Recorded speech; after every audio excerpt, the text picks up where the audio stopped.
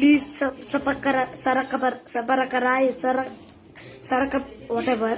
So hello guys, কি খবৰ আপোনালোকৰ? আশা কৰো ভালে আছে। আজি পুনৰবাৰ কেইটামান social media related news update লৈ মই আপোনালোকৰ মাজলৈ আহিলো। সো ভিডিওটো শেষলৈকে চাব। এসময়ত যথেষ্ট বিতৰ্কৰ মাজত সোমাই পৰা বেগম জান ধাৰাবাহিকখনৰ কথা হয়তো আপোনালোকৰ ভিতৰত থকা বেছিভাগে জানে। আনকি বেগম জান ধাৰাবাহিকখনৰ নায়িকা প্ৰীতি কংগনাক ধৰ্ষণ, হত্যা আৰু এচিড আক্ৰমণৰ ভাবুকিও দিয়া হৈছিল। মই তেতিয়া ইয়াৰ ওপৰত ভিডিও বনাইছিলো। যিসকলে এই কথাটো নাজানে সেই ভিডিওটো চাই ল'ব, গম পাই যাব। ডেসক্ৰিপচনত লিংক দিয়া আছে। সো এতিয়া কথা হ'ল কি, বেগম জান ধাৰাবাহিকখনত নায়কৰ চৰিত্ৰত অভিনয় কৰা মনজিতক ৰিসেন্টলি dhanashree baishya এটা ইন্টাৰভিউ লৈছে। তাত তেওঁ ধাৰাবাহিকখন যে এসময়ত বিতৰ্কৰ মাজত সোমাই পৰিছিল তাৰ ওপৰতো তেওঁ খুদা হৈছিল, কথা পতা হৈছিল, মানে হেতু টপিকৰ ওপৰতো। এতিয়া হক তেওঁ কি কৈছিল তাৰে কিছু অংশ এটা চাই লওঁ। সম্পূৰ্ণ ইন্টাৰভিউ ভিডিওটোৰ কাৰণে আপোনালোকে ডেসক্ৰিপচনত যাব, লিংক দিয়া আছে।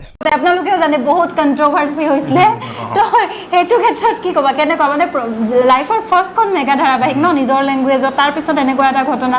তো মই একচুয়ালি সবকে ৰিকোয়েস্ট কৰিম, সোশ্যাল মিডিয়া মানে এটা বহুত ভাল প্ল্যাটফৰ্ম হয়, বাট যিকোনো এটা নিউজ মানে মানুহক চাই মানে শ্বেয়াৰ নকৰিব। কিবা এটা নিউজ আহিলে ফাৰ্ষ্ট ভালকৈ ইনকুৱাৰী কৰিব লাগে বস্তুটো কি হয় নহয়। স্পেচিয়েলি মোৰ সৰু ভাই ভণ্টিসকলক কৈছোঁ। চ' প্ৰথমতে জনাৰ পিছত তেতিয়া শ্বেয়াৰ কৰিবা। আৰু মানে নজনাকে কাহিনী মানে বেছি হৈ গৈছিলে, একচুৱেলি যোনটো বস্তু নাছিলে সেইটো বস্তুলৈ ইছ্যু হৈ আছিলে।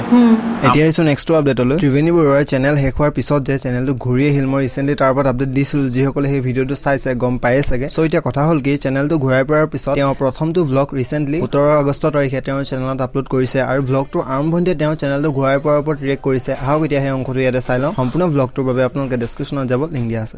আজি মই বহুত বেছিয়ে হ্যাপি, কাৰণ কালি মোৰ চেনেলটো মই ঘূৰাই পাইছোঁ। ইউটিউব ইণ্ডিয়াই মোক চেনেলটো ঘূৰাই দিছে।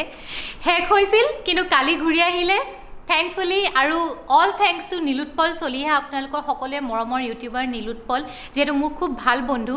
তাৰ কাৰণে আজি মোৰ চেনেলটো ঘূৰাই পালোঁ বুলি মই ক'ব লাগিব। একমাত্ৰ সিয়ে যোনে মোৰ চেনেলটো ঘূৰাই অহাত ইমানখিনি সহায় কৰিলে। আৰু চবৰ মানে যিখিনি ভিউৱাৰ্ছ মোৰ, আৰু যিখিনি গম পাইছে ইনষ্টাগ্ৰামত হওক, ফেচবুকত হওক, মানে ছ'চিয়েল প্লেটফৰ্মত যোনে মোক ইমান হেল্প কৰিলে, ইনফেক্ট টুইটাৰত হওক, বাট চবেই মোক ইমানখিনি হেল্প কৰিলে আৰু চবেই মোৰ কাৰণে ইমান প্ৰে কৰিলে, ইমান উইচ কৰিলে। সেইকাৰণে মই মোৰ চেনেলটো কালি ঘূৰাই পালোঁ। তেওঁলোকক মোৰ ফালৰ পৰা বহুত বহুত মৰম। এতিয়া আহিছোঁ নেক্সট আপডেটলৈ। এই খবৰটো 2020 চনৰ প্ৰথমটো ভাল খবৰ বুলিয়ে ক'ব লাগিব, কাৰণ 2020 চনটো আৰম্ভ হোৱাৰ পৰা আমি কেৱল বেয়া খবৰবোৰহে শুনি পাৰ কৰি আছোঁ। চ' খবৰটো হ'ল কি, ৰিচেণ্টলি বাঘজানৰ জুইকুৰা নুমালে, আৰু এই জুইকুৰা নুমোৱাৰ বাবে ইমান দিনৰ পৰা চেষ্টা কৰি থকা সকলো কৰ্মচাৰীলৈ মোৰ ফালৰ পৰা আন্তৰিক ধন্যবাদ থাকিল। লগতে আশা কৰিছোঁ এনেধৰণৰ ঘটনা যাতে পুনৰ আৰু কেতিয়াও নহয়।